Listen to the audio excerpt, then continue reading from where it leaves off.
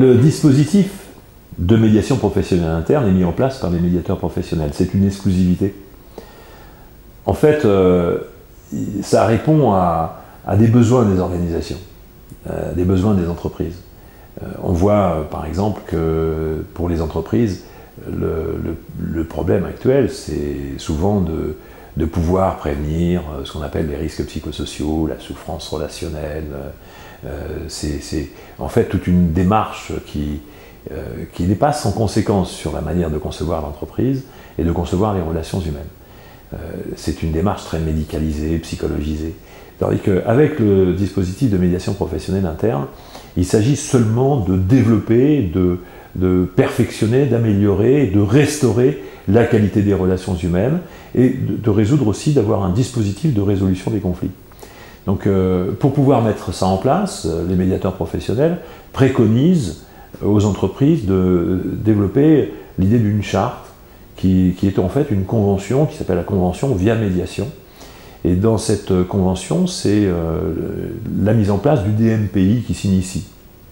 Une démarche éthique à proprement parler qui peut s'appliquer très très bien à aussi d'autres problématiques de relations externes. Mais là, on va parler uniquement de la mise en place d'un dispositif de médiation professionnelle interne. Et ça nécessite deux aspects très spécifiques pour permettre aux salariés, puisque ce sont les salariés qui vont devenir médiateurs professionnels internes. Il va falloir qu'il y ait deux conditions qui soient réunies et garanties.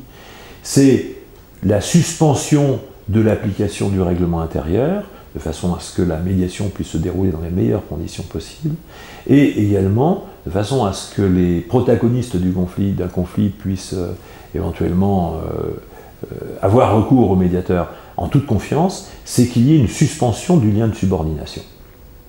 Ça, ce sont les deux conditions fondamentales, essentielles, incontournables, pour que la médiation soit crédible au sein d'une organisation. Maintenant, comment faire pour pouvoir le mettre en place? Alors, il y a un processus, j'ai dit tout à l'heure, mettre en place une convention via médiation. Ensuite, il y a une étape de diagnostic pour identifier qui, en interne, va pouvoir devenir médiateur. Ensuite, il s'agit de savoir comment, c'est en suivant une formation spécifique exclusivement dispensée à l'EPMN médiateur associé. Un tutorat est mis en place avec les médiateurs référents et les interlocuteurs internes.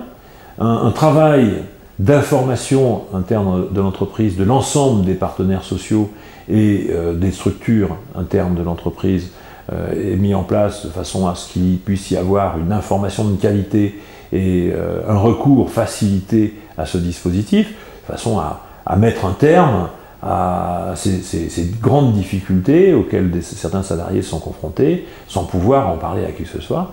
Et les médiateurs internes ont un tutorat qui les accompagne et tout au long de leur mission.